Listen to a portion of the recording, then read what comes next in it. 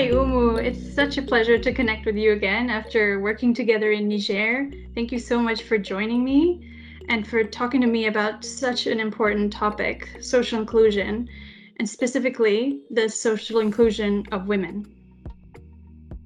Thank you, Joy. It's a pleasure for me to share my experience on the field with you again. I wanted to start with you just sharing some of the lessons from the ground, so from Niger, that relate to women, and not just women in general, but also, different subgroups of women. Real involvement of marginalized groups, including women, is required to improve the use of climate finance.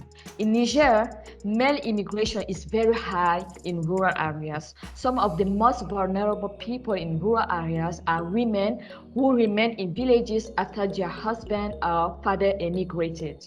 As such, women depend on degraded areas or grassland for the survival of their families.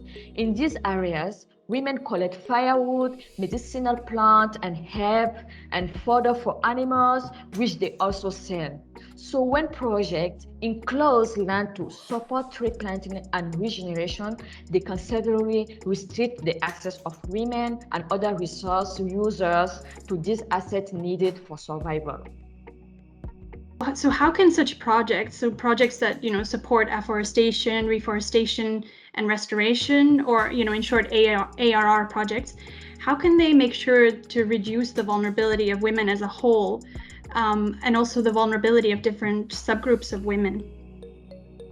ARR projects can reduce the vulnerability of women when they provide support for large cash for work programs, but only if women are included. For example, in such program, women can help develop and care for nurseries, dig earthwork, plant trees, and help with maintenance.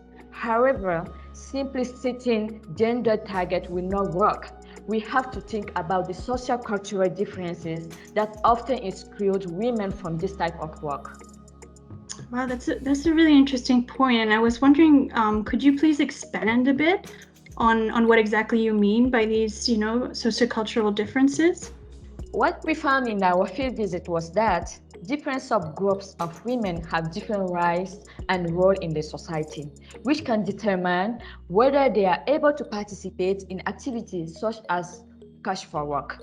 For example, some women were excluded from this program because they didn't have a husband or father available to provide permission for them to participate, or because it is not culturally acceptable for women to participate in labor activities. Married women will not have time to participate because of domestic duties unless this is considered in program design.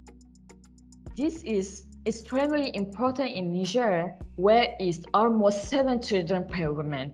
So what we find is that this project often attract diverse or older women.